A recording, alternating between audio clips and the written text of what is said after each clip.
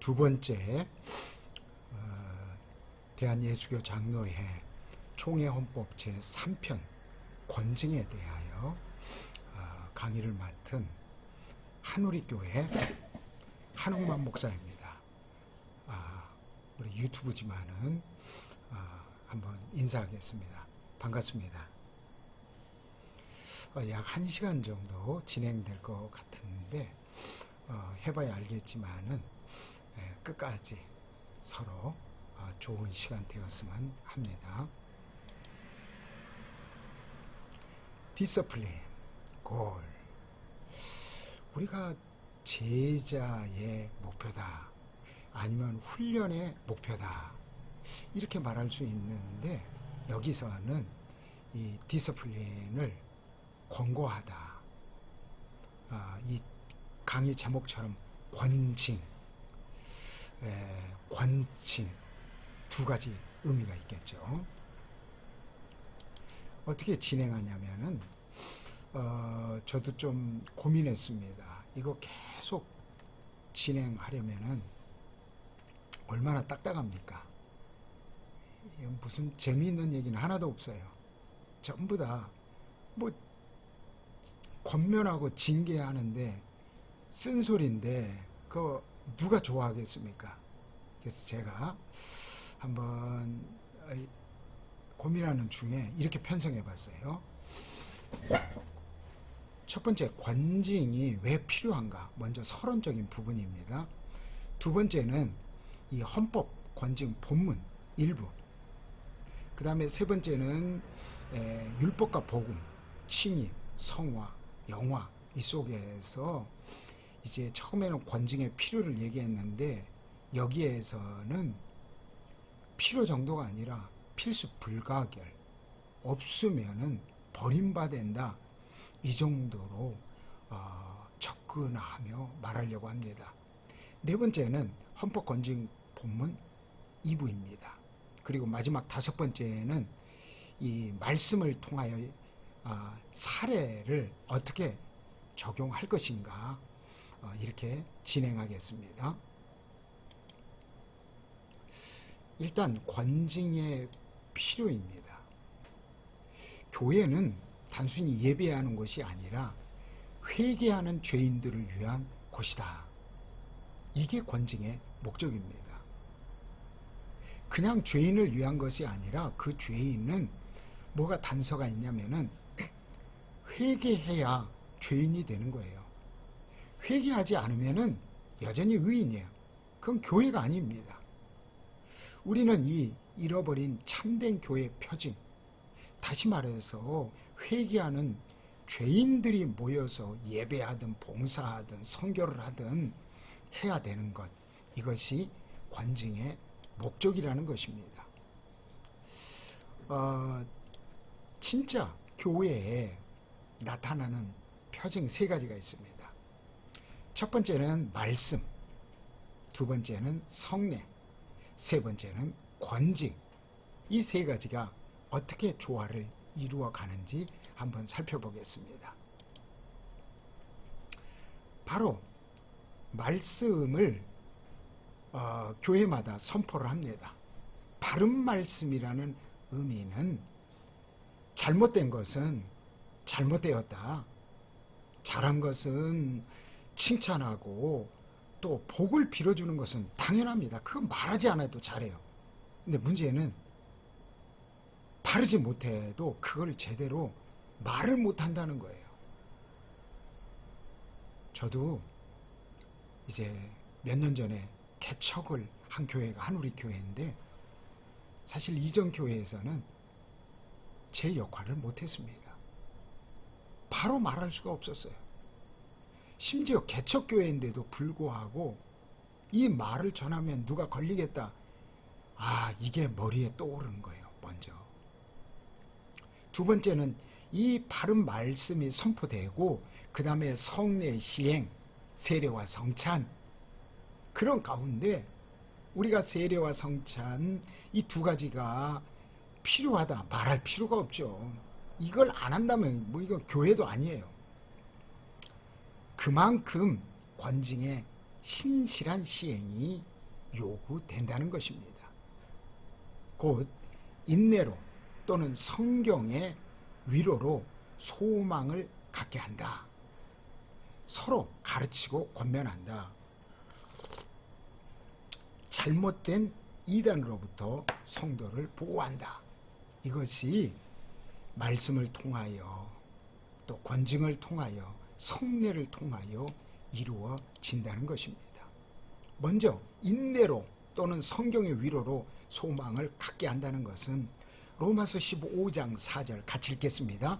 무엇이든지 전에 기록된 바는 우리의 교훈을 위하여 기록된 것이니 우리로 하여금 인내로 또는 성경의 위로로 소망을 가지게 함이니라.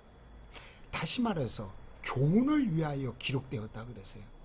그 교훈을 지키려면은 인내와 함께 성경은 성령의 위로가 있습니다. 교훈은 인내, 위로, 그것으로 진정한 소망을 가져요. 다시 말해서 교훈을 위하여 기록된 겁니다. 이것을 서로 가르치고 권면합니다. 히브리서 10장 24절 25절에 서로 돌아보아 사랑과 선행을 격려하며 모이기를 피한 어떤 사람들의 습관과 같이 말고 오직 권하여 그날의 가까움을 볼수록 더욱 그리하자. 이 팬데믹을 통하여 얼마나 많은 사람이 25절이 어떻게 해석할까요? 그냥 어쩔 수 없이 모이기를 피하는 그런 사회적 정황 앞에 진실하게 믿는 자로서 어떻게 해야 할 것인가? 골로새서 3장 16절입니다. 같이 읽겠습니다. 그리스도의 말씀이 너희 속에 풍성히 거하여 모든 지혜로 피차 가르치며 권면하고 시와 찬송과 신령한 노래를 부르며 감사하는 마음으로 하나님을 찬양하고 그랬어요. 가르치며 권면해야 됩니다. 이것이 이루어져야 진정한 감사 또 하나님에게 찬양할 수가 있다는 것입니다. 요즘 이단들, 전에는 신천지도 자신의 신분을 감췄는데 요즘에는 당당하게 나 신천지입니다 말하고 접근합니다. 이들로부터 성도들을 보호해야 됩니다. 곧 디모데후서 2장 14절에서 19절대로 망령되고 헛된 말을 버리라. 악성 종양이 퍼져 나간과 같다. 이 후메네오, 빌레도 이런 사람들이 바로 진리를 벗어났어요. 부활이 이미 지나갔다. 그렇게 되면 우리의 믿음의 본질이 뭡니까? 주의 이름을 부르는 자마다 불의에서 떠날지어다. 그렇게 악한 자, 거의 이단에 가까운 자를 떠날지어다. 출교하라는 거예요. 진실로 진리의 말씀을 옳게 분별하며 부끄러울 것이 없는 일꾼으로 인정된 자를 자신을 하나님 앞에 드리게 힘쓰라. 이렇게 되기까지 바로 보호하기 위하여 권면, 권징이 필요하다는 것입니다. 고린도 교회 참 유한적인 많은 좋은 자산이 얼마나 많았습니까? 외적인 조건은 최첨단을 나가고 있었지만은 너희 중에 심지어 음행이 있다. 아니, 교회 안에 음행이 있어요. 이방인 중에도 없는 것이게. 아버지 아내를 취해요? 그런데도 교만해 통한이 여기지 아니해. 너희 중에 쫓아내지 아니한대요. 내가 실로 몸으로는 떠나 있으나 영으로는 함께 있는데 바울이 이들에게 대하여 어떻게 해야 되냐 이 말이에요. 바로 주 예수의 이름으로 너희가 내 영과 함께 모여서 우리 주 예수의 능력으로 이런 자를 사탄에게 내주었으니 이는 육신을 멸하고 영은 주 예수의 날에 구원을 받게 하려 합니다. 곧 이들을 출교하라는 거죠. 자랑할 것은 옳지 않다.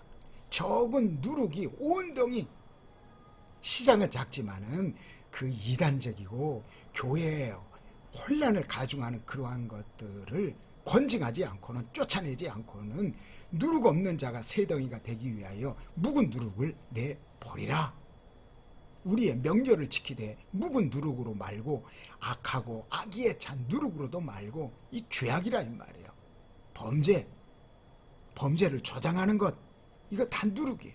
오직 순전한 진실함의 떡으로 하자. 이만큼 교회 안에 권징이 왜 필요한가를 얘기하고 있습니다. 교회의 머리는 주님이라고 그러죠. 요즘 교회가 주님이 머리가 되고 있습니까? 사랑, 은혜, 그것만 갖고 안 돼요. 거룩, 진정한 일치가 사라져버립니다. 곧 권징이 사라지면 영적 권위도 다 사라질 수밖에 없어요. 회개는 부탁이 아닌 명령입니다. 주님이 징계하기 전에 스스로 채찍을 들어야 합니다. 이건 각 교단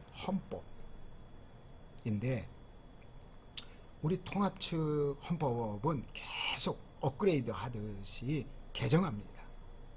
물론 다른 데도 그렇게 하겠죠. 지금 얼마나 많이 개정했습니까? 이제 본문으로 들어가겠습니다. 10분 지났네요. 이제는 11분 됐습니다. 자, 권징은 예수 그리스도께서 교회에 주신 권한, 그렇죠. 이건 주님이 주신 권한이에요. 헌법, 죄 규정, 여기에 대하여 위반하면은 이 범죄한 교인, 직원, 시리에 권고하고 징계하는 것, 이게 의미예요. 목적은 하나님의 영광, 권위를 위하여 범죄를 방지하고 교회의 신성, 질서를 유지하고, 또 중요한 것은 범죄자가 회개하도록 지도하는 것이 목적입니다. 권선징악, 선은 권하고 악은 징계를 해야지 그냥 놔둬서는 안 된다는 거죠. 진리를 보호하고 그러기 위하여 경고하는 것이 권징입니다. 처치, 디스플레이, 교회의 권징, 이것이 어느 때보다 필요하다는 것입니다. 그런데 권징의 사유가 되는 죄가가 있어요. 성경상 계명에 중대한 위반했다. 총회헌법 죄 규정에 예배를 방해했다. 이단적 행위, 적극적 동조한 행위, 허위사실, 명예훼손, 직권남용, 직무유기, 파렴치한 행위, 국가재판에 의한 금고 이상의 형이 확정된 범죄 행위, 타인에게 범죄 개한, 또 치례 석상, 교회 재직회, 공동의회 석상에서 폭언, 협박, 폭행, 상해, 재물 손괴 행위, 교회, 노예, 총회, 산하기관, 단체 관련된 문서, 위조, 변조, 개인정보, 문서, 불법 획득, 유출, 이 모든 것들이 권징의 사유가 됩니다. 그런데 이건 제가 두리뭉실하다고 한 게 아니라 법을 연구했던 사람의 결론이, 각 교단 헌법을 검증해 봤는데, 합동식에는 교훈과 심술과 행위가 성경에 위반되었다. 또 덕을 세움에 방해되었다. 기성에서는 성경교훈에 준거한 교회의 교리, 지도, 원리, 이런 것을 위반, 정체나 제도 이해의 행동을 취했다. 기독교 침례에는 교리 윤리적으로 문제가 있다. 기장은 신도, 직원, 치리의 신앙 행위가 위배했다. 범죄 정의를 이렇게 내렸다 이 말이에요.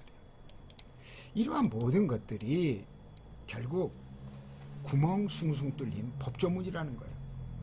이렇게 하다 보니까 재판위원 자의적 해석에 의존할 수밖에 없어요. 문제가 된다 이 말이에요. 너무 주관적이죠. 이 재판위원들의 해석이. 더더욱이 요즘에 이제 미투 운동 벌어지면서 성폭력, 또 횡령, 표절, 각종 유형화한 문제. 전에는 이것을 사실 범죄로 잘 여기지도 않았어요. 표절 같은 것도 이제는 무용 자산이 되는 거예요. 그런 것들이 유형화된다 이 말이에요. 구체적인 제목과 양형 기준이 없다는 거예요. 재판의 원칙은 모든 교인은 재판을 받아 자기를 방어할 권리를 가진다 그랬어요. 이 말은 피고가 잘못해서도 피고될 수 있지만 또 너무 억울한 경우도 있을 거 아니에요. 한쪽에 치우친다든가. 3심제 1심은 당해, 2심은 노예, 3심은 총회입니다. 그래서 안 되면은 위로 올라가는 거겠죠. 네? 총회까지 올라가면은 그 교회는 어떻겠어요? 얼마나 자체적으로 많은 반목하며 상처가 있겠습니까? 또 재판은 성경과 헌법 시행 규정에 의해 공정하게 행해야 된다. 보통 책벌의 종류가 뭐냐면은 교회에서 징계한다는 게 이거예요. 견책, 꾸짖고 회개한다. 이게 제일 약하겠죠. 근신 1개월에서 6개월 반성문을 그런데 1회 이상 소속 7위회장에게 제출하고 행동을 상가해야 한다. 또 수찬정지, 여기서부터 명예에 관한 거예요. 사실은 6개월에서 1년 내내 수찬 성찬에 참여할 수 없다는 거예요. 시무 3개월에서 1년 이내 치리권, 행정권, 권진권 다 정지가 돼요. 해임돼요. 해임이라는 것은 나가는 것이 아니라 그 기간 동안 시무가 올 수도 돼요. 설교권 모든 것들이. 정직은 6개월에서 이상 2년 이내 직원 신분, 직원인데 그 직무상이 정지가 되는 거예요. 수찬도 물론. 또 상해 총대 파송 보낼 수가 없어요. 우리 노예가 어떤 이런 일을 당했다 하면은 우리 강원 동로에 누구는 가고 이게 아니라 전부 다 못 가는 거예요. 면직, 신분을 박탈하는 거예요. 출교, 아예 교회 출석까지 금지.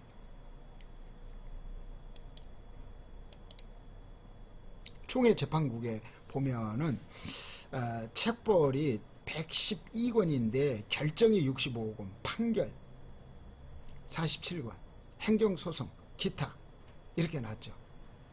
그래서 결정하고 판결은 반반으로 이렇게 나타났습니다. 또 그 죄과별을 보면은 24건에서 출교, 면직 결국 1번에서 8번까지 온 거죠. 정직, 시무해임 이렇게 다양합니다. 그런데 생각보다도 면직, 출교가 많다는 거예요. 벌써 이 정도 되면은 3심제도 총회 상설 재판국까지 가기 때문에 이런 것이 이루어질 겁니다. 자, 교인에게도 과하는 벌이 있어요. 견책, 근신, 수찬정지, 출교. 이건 교인에게. 여기선 교인에게는 출교가 최고 높은 거겠죠. 이제 20분이 벌써 됐네요. 직원은 견책 이렇게 8가지, 7위에는 총대 파송. 6조의 책벌의 원칙은 죄가를 범한 자의 책벌은 재판 절차를 걸쳐서 행해야 된다. 당연하죠. 나중에 이 재판 절차가 바로 되지 못하면은 기각돼 버립니다. 재판을 받지 않고는 절대 권직할 수 없어요. 몇 사람 생각으로 이루어질 수 없어요. 또 3조 10항의 범죄에는 별도의 고소, 기소 없이 즉시 판결에 책벌할 수 있어요. 그 3조 10항이 뭐냐? 치리에, 재직회, 공동의회 중 폭언, 협박, 폭행, 상해, 재물 농계들입니다. 이런 것들을 할 때에는 뭐 고소 고발 없어도 바로 판결로 책벌할 수 있다는 겁니다. 아까도 얘기했죠. 바로 지키지 못해서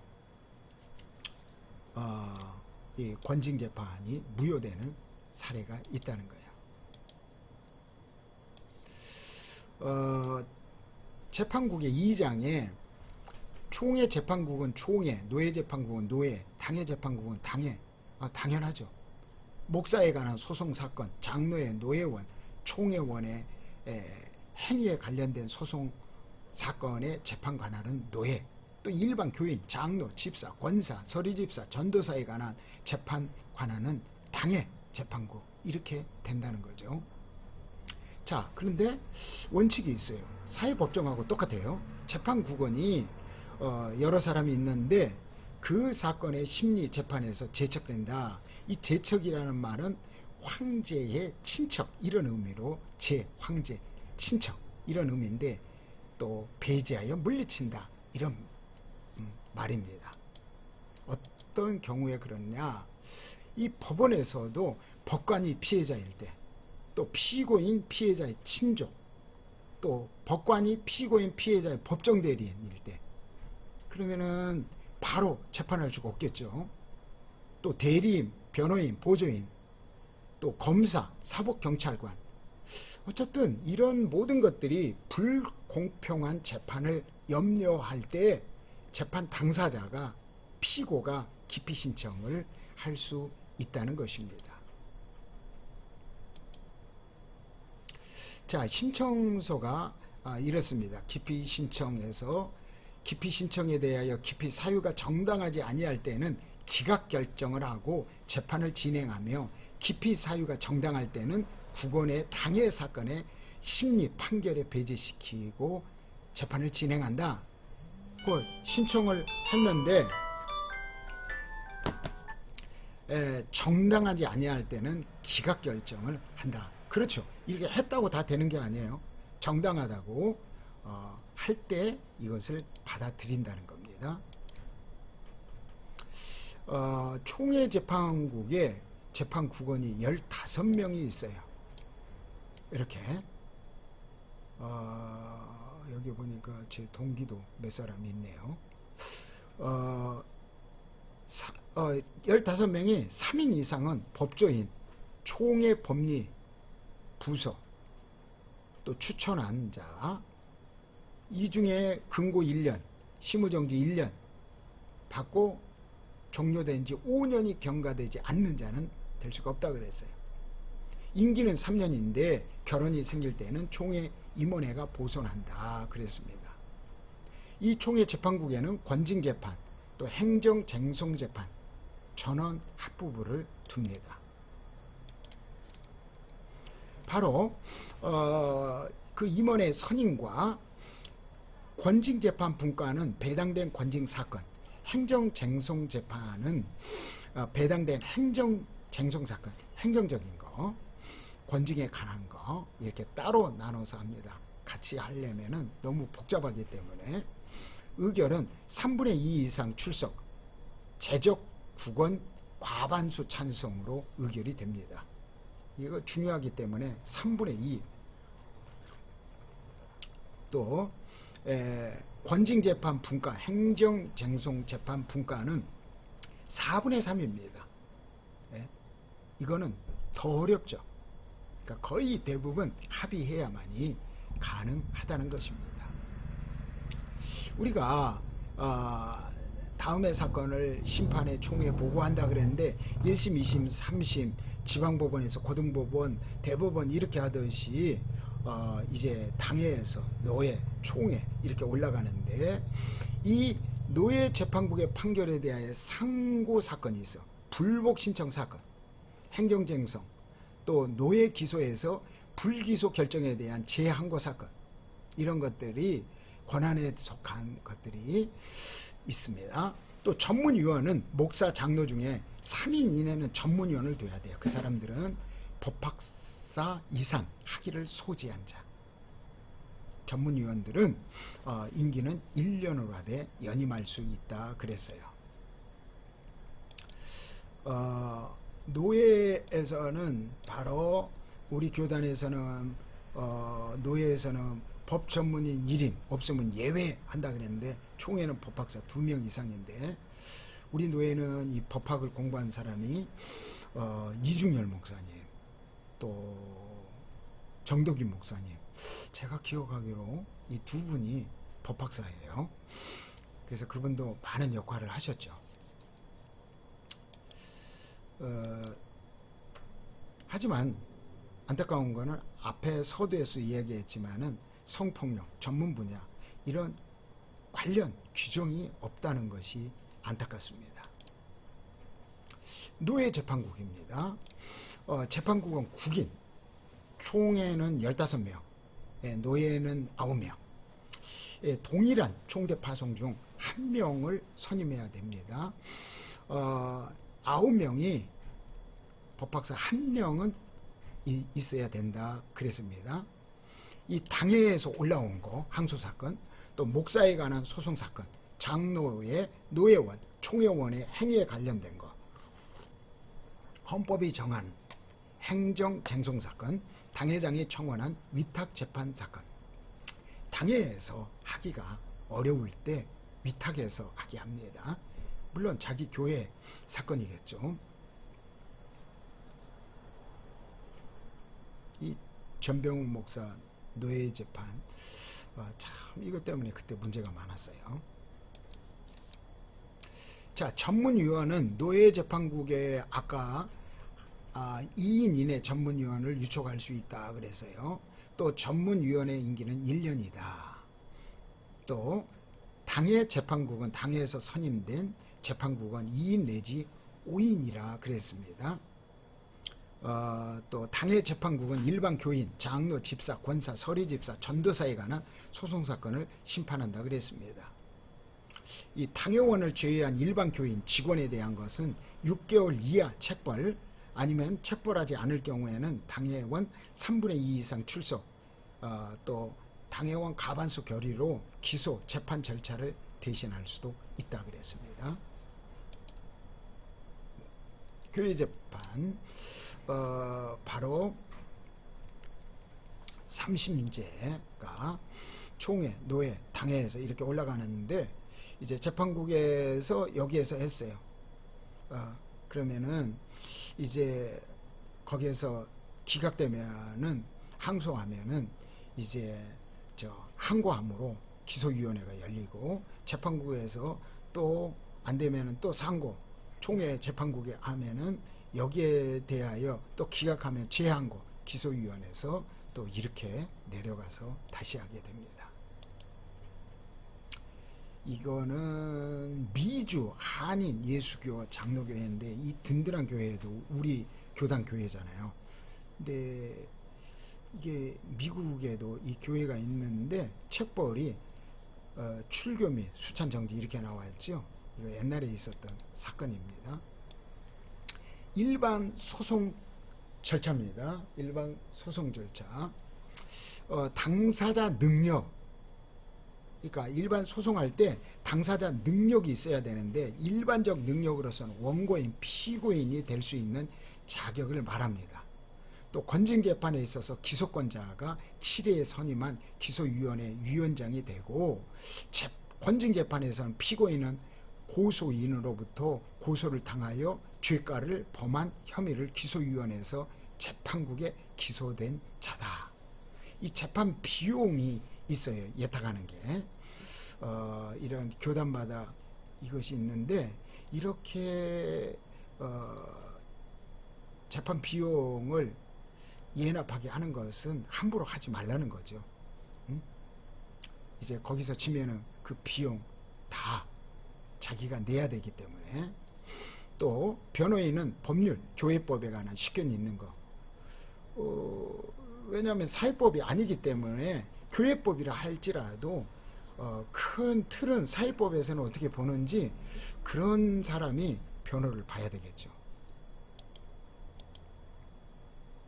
자, 판결은 당해 재판은 60일, 노예 재판은 90일 이렇게 하는데, 재판에는 재판을 받는 자, 성명, 연령, 직업, 직분, 주소, 뭐 옛날 파출소, 지금 지구대 가도 뭐 전부 다 기본적으로 물어보는 게 이런 거죠. 재판에 참여한 기소위원장, 기소위원의 성명, 변호인의 성명을 기재한다.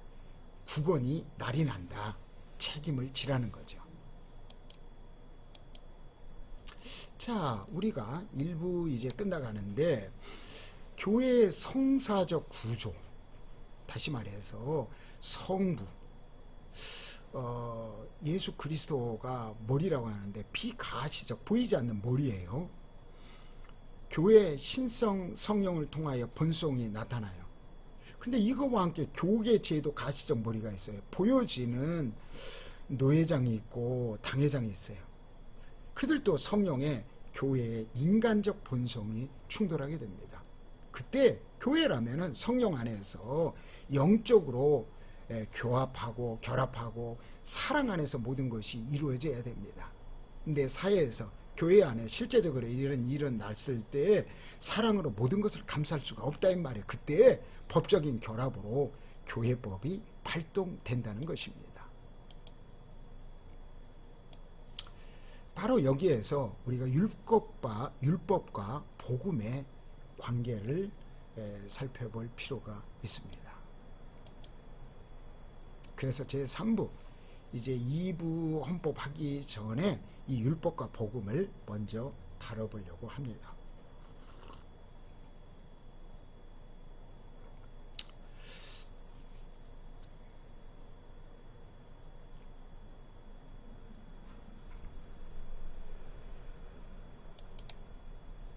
자, 율법과 복음 여러분 많이 들어보셨죠? 뭐 율법은 선택이 아니에요. 명령이에요. 행동으로 옮겨야 돼요. 조건이 있어요. 전부 다 이프절이에요. 복음은 명령보다는 약속이에요. 행동이 아니라 믿음으로 해야 돼요. 조건이 아니라 은혜입니다. 자, 구약에 오실 예수를 향한 약속들이 벌써 얼마나 많이, 약 240개의 약속이 있어요. 이 구원의 약속이에요. 신약은 예수님이 오셔서 다 성취가 됐어요. 에덴에서 벌써 창세기 3장에 타락함으로 이제는 구약에는 율법이 강조될 수밖에 없어요. 그것은 이제 초점이 하나님이 아담 하와를 찾아왔을 때 가죽옷을 갖고 왔잖아요. 이미 벌써 예수 그리스도의 피 흘림을 예언하고 약속했던 거예요. 이것이 십자가를 통하여 구약에는 무조건 의의 요구예요. 그러나 복음에서는 의의 성취예요. 이제 강조하고 성취를 위한 약속, 그것이 진정한 천국의 시작입니다. 율법의 세 가지 일반적 기능으로 보면은 죄인을 정죄하죠. 또 죄를 억제하죠. 네? 법을 알면은 좀 두려워합니다.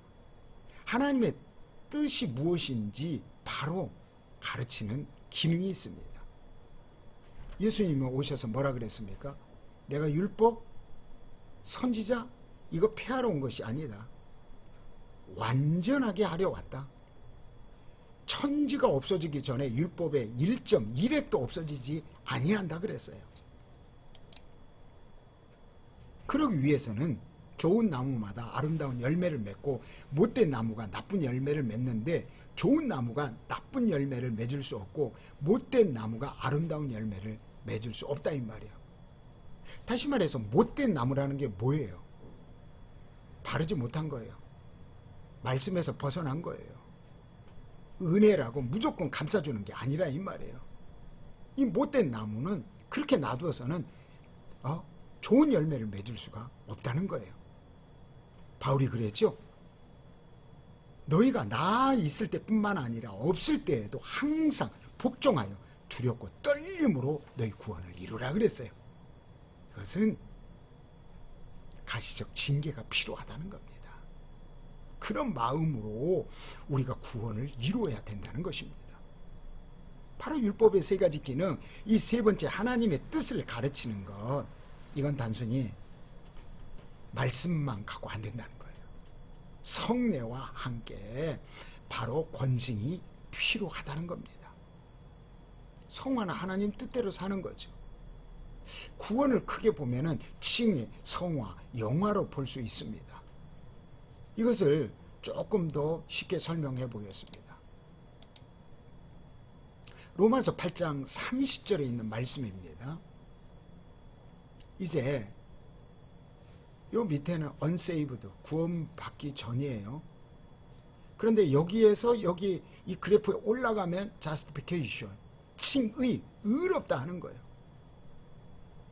미리 정한 자를 예정이죠. 의롭다 칭하고 칭의입니다. 그 다음에 그 의롭다 칭한 자가 해야 할 일이 바로 세이브예요. 구원받았다면 여기서부터 칭의가 시작돼요. sanctification, 성화예요. 우리의 삶이 글로리피케이션은 예수님이 다시 오셔서 영화롭게 신령하게 변화되는 겁니다. 이게 진정한 구원의 3단계입니다. 자, 이것을 조금 더 쉽게 설명한다면은 우리가 죄인이에요. 이 죄라는 것은 하나님의 거룩에 반목되는 거예요. 예? 그런데 바로 이것이 salvation, 예수님을 통하여 justification이 됐어요. in justifying, 하나님의 은혜로 우리가 의롭게 됐어요. 이제 sinners, 죄인이에요. 내가 죄인인 걸 아는 것만 해도 이미 구원받은 거예요. 그 다음에 바로 sovereignty, 바로 하나님의 권능으로, 힘으로 이제는 sanctification, 성화가 이루어진다 이 말이에요. 그 다음에 이제 하나님의 바로 sovereignty, 하나님의 뭐냐면은 주권이 이루어져요. 하나님에 의해 이끌려 가는 거예요. 그것이 이제는 영화로 향하는 길입니다. 예수님이 다시 오십니다. 오심으로 완전한 구원이 이루어지는 거예요. 자, 이 justification은 the declaration of holiness, 거룩하다고 선언하는 거예요. 여기에서. 그 다음에 sanctification은, 성화는 the process of holiness, 이 거룩의 과정입니다. glorification은 the completion of holiness, 이 거룩의 완성이에요. 자, 이거 보세요. salvation은 처음에는 우리가 과거에 칭의, 여기 칭의 할 때는 바로 어떤 일이 있냐면은 내 영이 의롭다, 칭의, 의로워요. 내 영이 변화된 거예요. 그 다음에 두 번째는 바로 이제는 내 sanctification, 성화, 바로 이런 것은 present, 현재는 내 영혼이 변화되는 거예요. 그 다음에 body, future, 마지막에 glorification은 내 몸이 신령하게 변화되는 거예요. 바로 이러한 3단계로 구원을 설명할 수가 있습니다. 히브리서 12장 8절입니다. If you have received all the discipline, 네가 만약에 징계, 권징, 모든 훈계를 have received, 받아들이면은 you are not a slave, 너는 외인이 아니요, 너는 종이 아니요, or a son, 이거는 저 외인이 아니요, 이제는 아들이 된다 이 말이에요. 그걸 받아들여야 가능하다는 얘기입니다. 자, 그러면 제4부, 이제는 2부입니다. 권징. 이 재판국의 판결의 내용에 오산, 오기, 기타 오류가 있을 때에는 직권 또는 당사자의 신청에 정정 결정을 할 수가 있어요. 이것을 잘못된 것을 고쳐야죠. 재판에 행한 일시, 재판국, 재판국원, 기소위원, 또 기소사실 진술, 증거 조사할 때 증거 서류, 증거물, 변론의 요지, 피고인, 변호인에게 최종 진술한 기회를 준 사실, 그 진술한 사실, 판결, 기타의 재판에 선고하고 고지한 사건이 잘못되었을 때 다시 하게 된다는 거예요. 또 중요한 것이 재판정에 속기 녹취록이 있어요. 재판국장은 필요하다고 인정할 때에 직권이에요. 신청해서 전부를 녹음 장치에 사용할 수가 있습니다. 일반 법원 앞에서는 이 속기 녹취록을 푸는 데가 있겠죠. 바로 불병 기간, 이것이 처리 기간이 있습니다. 피고인을 소환할 때 10일 전에 통지합니다. 성명, 나이, 성별, 직분, 주소, 죄과, 명, 출석 일시, 장소, 서명 날이 납니다. 와가지고 증인신문에 응해야 되는데 선서를 합니다. 신앙 양심에 따라 숨김과 또 보탬이 없이 사실 그대로 말하고 만일 거짓말이 있으면 책벌을 받기로 하고 선서한다 합니다. 증인이 16세 미만인 자 선서와 취지를 이해하지 못해요. 그러면은 선서하지 할 수가 있다는 말이에요. 네? 증인은 신청한 기소위원장, 피고인, 변호인이 먼저 신문합니다. 자, 중요한 것은 마지막에는 화해 종용이 있어요. 재판국장은 판결 전에 당사자에게 화해를 종용할 수 있다고 그랬어요. 그 옛날 영화 대부에 보면은 이런 대사가 나옵니다. 화해를 권유하는 사람이 있을 거다. 그놈이 배반자다. 명심해라. 그러나 그리스도 안에서는 반대입니다. 돈 리처드슨 화해의 아이가 옛날에 두란노 소원에서 나왔는데 이 책은 지금 다른 데서 이렇게 출판된 거예요. 제가 이 책을 읽고 얼마나 감동을 받았던지. 이 책에 보면 무슨 내용이냐면요, 서로 양 부족끼리 원수처럼 싸우다가 그 싸움을 멈추게 하는 방법이 뭐냐, 한 부족의 아들을 상대편 부족 추장에게 양아들로 줍니다. 교환해요. 그러니 서로 싸우면은 이 아이가 죽잖아요. 제일 먼저 피해자가 되겠죠. 제가 이걸 읽는데 실제 있었던 사건을 갖고 풀어나가는데 또 감동을 받았어요. 여러분도 이 책을 읽지 않으셨다면 한번 읽어보기를 권합니다. 화해의 아이. 그만치 중요하다는 겁니다. 이 화해가 기독교에서는. 소송 절차입니다. 고소 및 고발.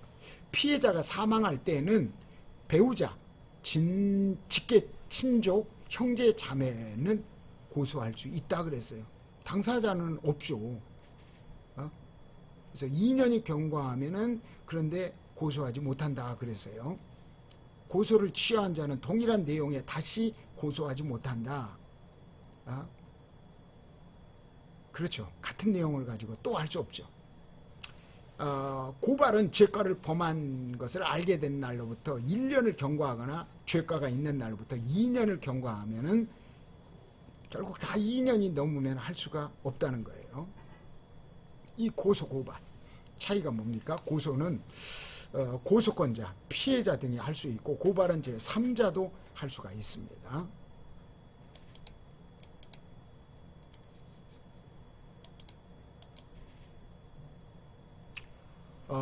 우리가 1심, 2심, 3심 아까 말을 했죠. 이 7위 회장이 고소를 받을 때 10일 내에 기소위원회에 이첩해야 합니다. 바로 당해 기소위원회는 당해에서 선임된 기소위원 1인 내지 2인으로 구성합니다.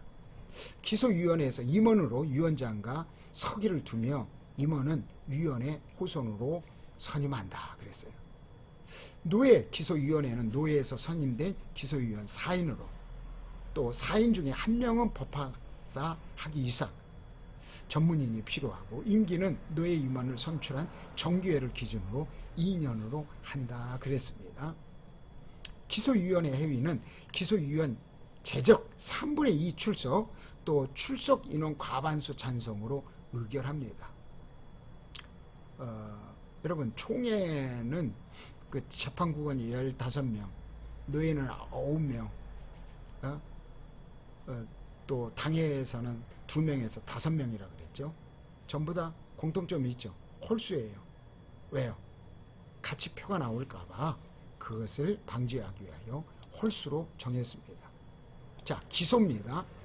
기소 제기의 시효는 행위로부터 3년으로 한다 그랬어요.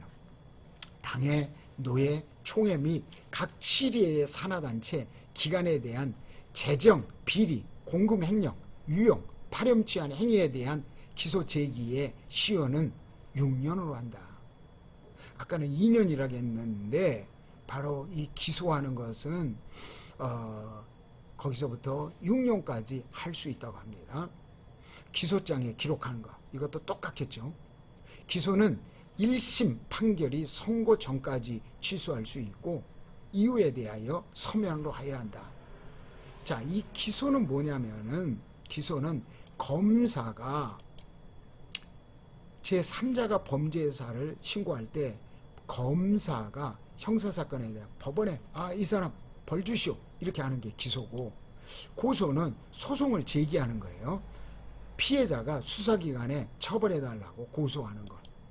고발은 피해자가 이제 수사기관에 3자가 범인 사실을 신고하는 거예요. 누구라도 재판을 요구하는 것입니다. 이 항고, 재항고, 그 당의 기소위원회는 항고가 이유 있다고 인정할 때는 결정을 시정할 수 있다 그랬어요. 이 상고는 하급 법원의 판결에 불복하여 상급 법원에 다시 재판을 요청하는 것, 위로 올라가는 거죠. 판결에 대한. 그래서 아까 말한 대로 바로 이 항소는 1심 판결에 불복하여 고등 또 대법원에 재판을 청구하는 것. 상고는 2심 판결에 대법원에서 이제 올라가는 거예요. 항고는 법원의 법령에서 상급 법원에 상고하는 거예요.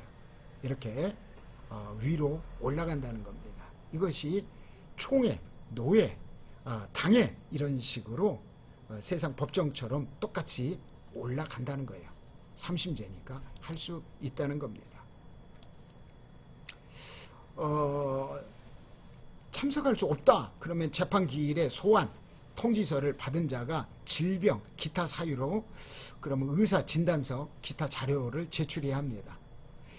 재판 기일을 통지를 받고 불출석 사유 자료를 제출하지 않고 2회 이상 출석하지 아니할 때는 당사자 없이도 개정이 가능하다는 것입니다. 자, 피고인은 책벌은 판결이 확정될 때까지 무죄로 추정이 됩니다.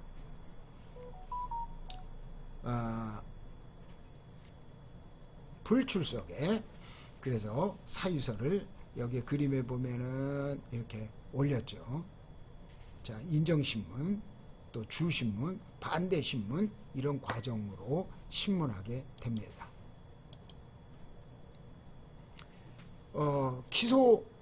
기소장에 변경했어요. 재판국의 허가를 얻어 기소장에 기재한 그 기소사실 적용 규정에 추가 철회 및 변경을 할 수 있습니다.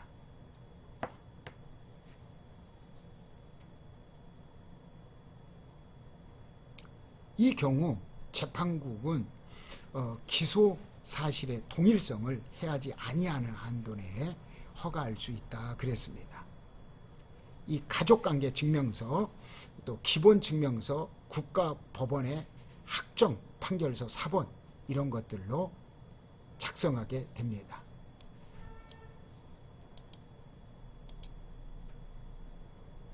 자, 피고 사건에 대하여 죄과가 증명이 있을 때에는 판결로서 책벌을 선고해야 합니다. 피고인에 대하여 재판권이 없을 때, 또 기소가 제기한 사건에 대하여 다시 기소가 제기되었을 때, 고소가 취하되었을 때, 또 피해자가 사건에 대하여 원하지 않았을 때 철회할 수 있습니다. 오른쪽에 있는 표대로 이렇게 할 수가 있습니다. 상소 1심, 2심, 3심으로 할 때 이 조선시대에도 전하는 고립되어 개미 새끼 하나 의지할 것이 없어질 것입니다. 이렇게 말할 정도로 조선시대에도 이렇게 바로 상소가 끊이지 않았다는 거예요. 피고인의 배우자, 직계, 친족, 형제, 자매, 변호인은 피고인을 위하여 상소할 수 없다 그랬죠. 가족끼리는 안 되죠. 친족끼리, 직계 친족은 안 된다는 거예요. 형제, 자매도 안 되고. 이건 세상 법정에도 똑같죠. 기소위원장, 피고인은 상소의 포기, 취하를 할 수 있다.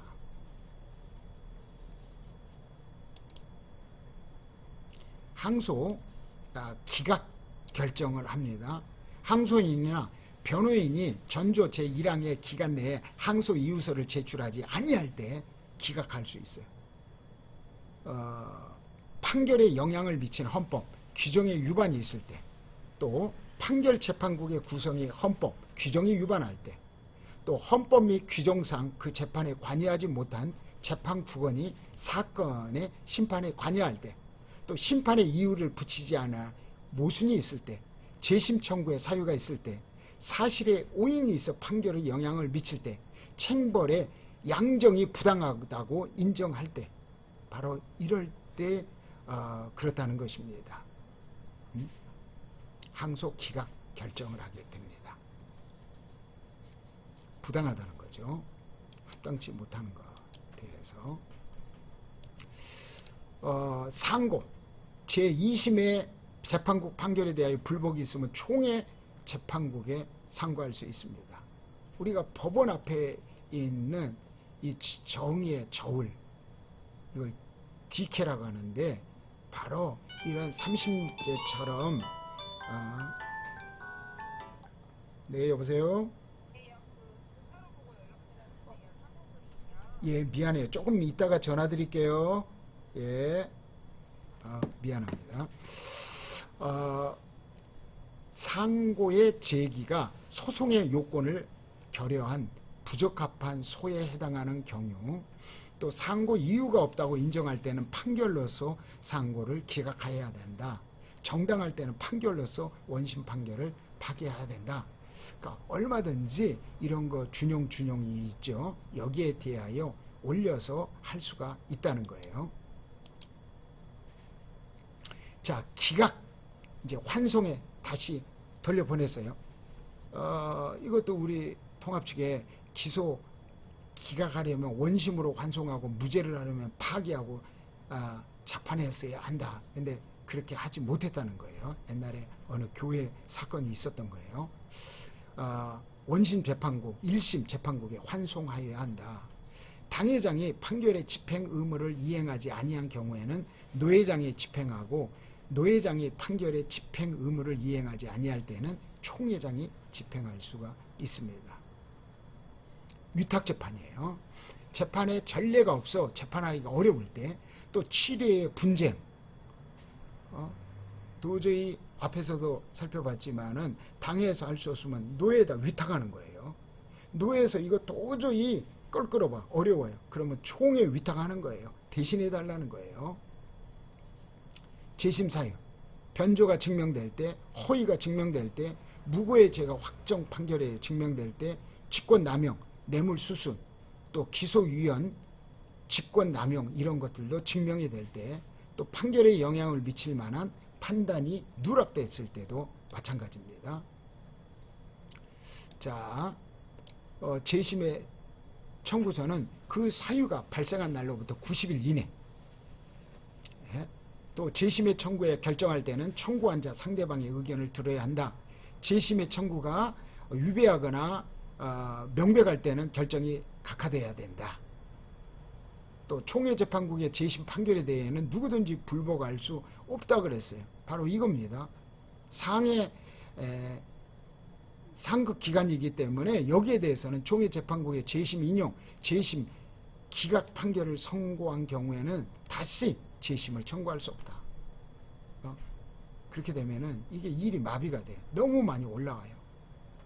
총에 올라오는 재판 건수가 1년에 엄청납니다. 결국 재판구간의 제처, 기피, 회피 이런 것들을 준용한다. 시벌, 또 타처에 간 자는 지상에 공고하여 이제는 결정됐다면은 그것을 다 공고하게 됩니다. 수찬정지도 심의에 계속되는가? 수찬정지를 받아도 심의는 계속하는가? 하지 못하면 당연하다 그랬어요. 그건 당연히 못하는 거죠. 또 행정재판입니다. 치리회장이 행한 헌법 규정에 위반한 행정행위에 대하여 제기하는 소송 이런 것들이 치리회의의 소집 절차, 의결 방법 등으로 위반할 때 올려서 한다는 겁니다. 행정소송, 피고, 상급해서 재판국이 합니다. 우리가 작년에 작년인가요? 이 대면 예배 막 금지할 때 행정소송이 서울에서 이게 작년이군요. 해서 이게 이겼잖아요. 법으로 할 수 없다. 그렇게 했잖아요. 이 사건 이후로 질본부에서도 질본청에서도 지금 강제로 이제 예배를 금하지 못합니다. 자, 소장 기록할 사항들입니다. 소와 치 취소, 결의 취소 가는 겁니다. 소치와 동의서. 마지막에 했는데 생각해 보니까 아니다 싶으면은 또 취하합니다. 선거 무효. 선거 무효에 관해서 바로 쟁송에 재판해야 되고 60일 이내 30일 기간 연장한다. 이런 것도 마찬가지예요. 노예에서도 각 노예마다 이것 때문에 아주 여러 번 사건들이 있었죠. 절차상의 문제나. 그래서 2007년 전면 개정하고 21년 작년 11월 29일 일부 개정 이렇게 쭉 왔던 겁니다. 이제 마지막 말씀을 통한 사례. 교회 안에 바로 교회 정치 조직과 실제가 있어요. 세상 정치, 영적 왕국 이런 것이 육신, 정교 분리로 된다면은 정치 분리의 칼빈이 세상 정치는 군주 정치, 귀족 정치, 민중 정치라고 하면은 영적 왕국은 교회 정치는 교황 정치 옛날이었죠. 감독 정치, 또 회중 정치, 장로 정치 여러 가지가 있는데 우리는 장로 정치란 말이에요. 이 장로의 정치가 바로 장로와 교회 무엇을 의미합니까? 당의 노예 또 이제 무슨 대회 총회 치리권이 질서 유지하기 위하여 있는데 이 장로에 의한 것이 그냥 이 엘더가 목사하고 장로 같이 포함된 것이 엘더입니다. 이 장로예요.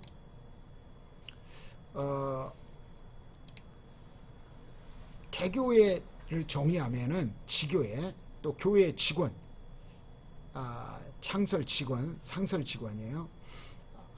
창설 처음에 시작할 때 얘기죠. 그 다음에 항존직, 이것도 안수집사 말하는 거예요. 장립집사, 임시직원, 준직원, 노예, 치리에서 행정권을 노예, 종에 이렇게 갑니다. 첫 번째 이런 것들을 볼 때 목사 중심의 신격화됐고, 두 번째 장로가 권력화됐고, 세 번째는 이 개토화 문제예요. 소수를 인정하면서 종교 집단화가 돼 간다는 거예요. 마태복음 18장 형제가 죄를 범하거든 어떻게 할 거냐 그랬죠.